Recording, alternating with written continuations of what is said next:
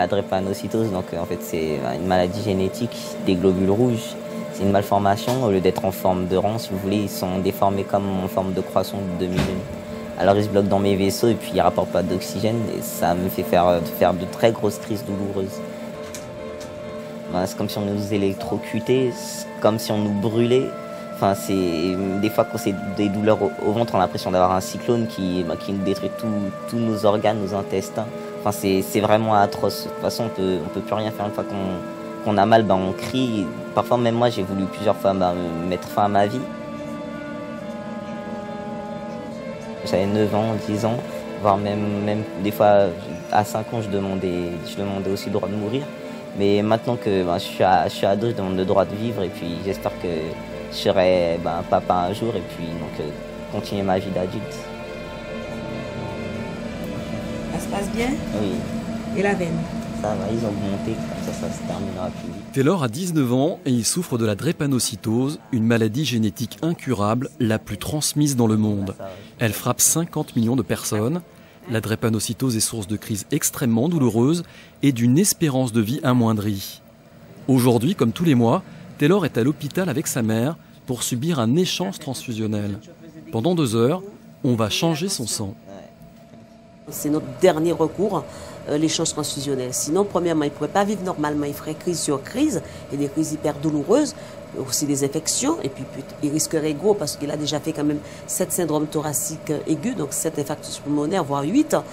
Il pourrait faire des AVC. Quand il a mal, je ne peux même pas le toucher, je ne peux pas l'effleurer, même l'effleurer. Ramener un verre d'eau, c'est une tâche presque impossible. Même l'embrasser, c'est impossible, il a mal partout.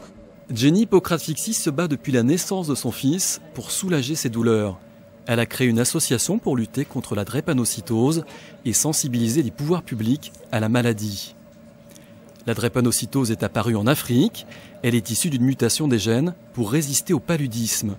Aujourd'hui, avec le métissage, elle ne cesse de s'étendre. Au rythme de 300 000 nouveaux cas par an, une course contre la montre pour Taylor et sa mère. Tous les jours, elle se bat face aux hommes politiques, partout, même aux médias. Donc au maximum pour faire connaître la maladie, pour faire avancer la recherche et pour que les gens prennent conscience de la densité de la maladie. Et puis c'est avant tout aussi une mère. C'était il y a quelques années, quand son téléphone a sonné, ce maudit téléphone, et j'avais l'impression qu'il avait sonné plus fort que d'habitude. Et quand j'ai entendu, Madame, je suis désolée, votre fils est atteint de la forme la plus grave de la drépanocytose. Il est SS. Quand je demande c'est quoi la maladie, ils me disent votre fils n'atteindra pas l'âge de 5 ans. Vous vous rendez compte? À une maman qui vient de mettre au monde un nourrisson, on lui dit que son fils n'atteindra pas l'âge de 5 ans. Taylor est l'enfant de l'amour. Et je pense que l'amour est en train de vaincre. C'est vrai.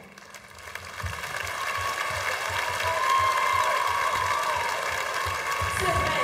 Quand on m'a annoncé ça, j'avais 2 solutions. Prendre l'enfant sauter par la fenêtre, ou sinon me dire, Taylor qui me l'a dit d'ailleurs, je suis le combat de ta vie. Et j'ai pas laissé parler ma tête parce que j'aurais sauté par la fenêtre. J'ai dit, je laisse parler mon cœur. Et mon cœur a parlé. Je n'avais pas d'armes sophistiquées, jusqu'à maintenant je n'en ai pas. Pas de satellite, pas de fusil. J'avais ce cœur rempli d'amour. Et puis un bâton de pèlerin invisible pour pouvoir parcourir le monde en m'appuyant dessus. C'est vrai que de temps en temps je me déplace pour que cette épée de Damoclès ne me tombe pas sur la tête au risque de me la trancher. Tous les jours, toutes les nuits, toutes les journées, je dors avec la drépanocytose. Je me réveille avec la drépanocytose. Je parle de drépanocytose. J'en ai assez de cette drépanocytose qui est en train de nous pourrir notre vie. C'est pour cela que je me bats. Pour que d'autres mamans ne subissent pas ce que j'ai subi avec la drépanocytose, avec certains personnels d'établissements de santé, des brebis galeuses comme je les appelle. Mesdames et messieurs, je suis écrivaine, vous le savez. J'ai écrit beaucoup de contes, beaucoup de poèmes. Et qu'est-ce que je voudrais écrire un jour? Un poème qui dira à mes petits-enfants, pas ceux de Taylor, de Mandy et de Samuel, les enfants de Taylor. J'aimerais tellement leur dire, il était une fois une maladie qui s'appelait la drépanocytose. Et votre père en était atteint. Il est là aujourd'hui avec nous. Et il n'a pas transmis ce gène.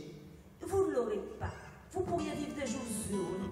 Parce que ces personnes qui m'ont dit, il y a 21 ans, votre enfant va mourir.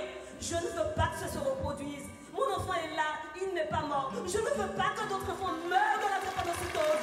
C'est pour cela que je suis en guerre. J'ai un matricule.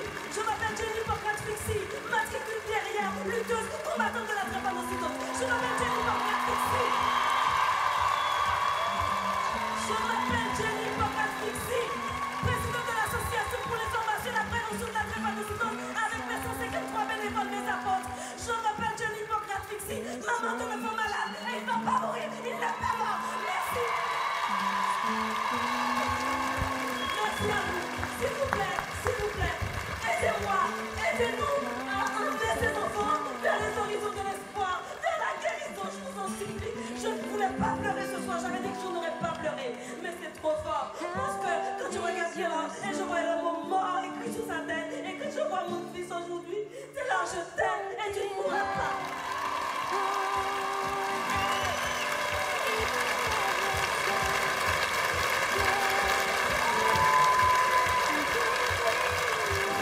C'est votre maman.